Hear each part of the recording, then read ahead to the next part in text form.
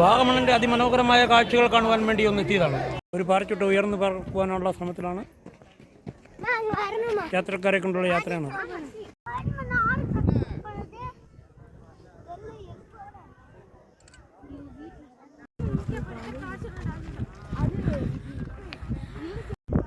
മൂന്നാല് പാരച്യൂട്ട് അടുപ്പിച്ച് അവർ ഇറങ്ങി വരുവാൻ ശ്രമിക്കുകയാണ്.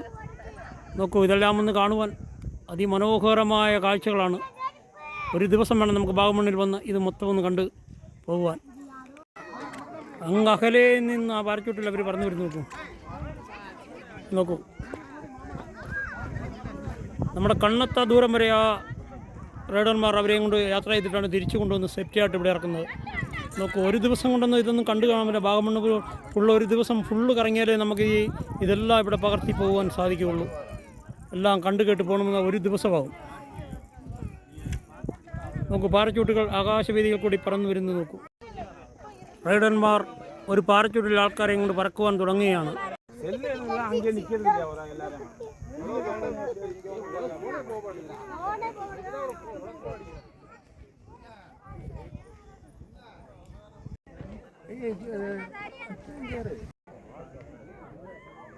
ഒരു പാരച്യൂട്ട് ലാൻഡ് ചെയ്യാനായിട്ട് വരുന്ന ഇതാണ്. അങ്ങ് ദൂരെ നിന്നൊക്കെ ഒത്തിരി വരുന്നുണ്ട്. ഒരാൾക്ക് ഏതാണ്ട് 4000 രൂപയാണ് 15 മിനിറ്റിനാണ്ടോ ഇവർ റെഡി ചെയ്യുന്നത്. നോക്കൂ.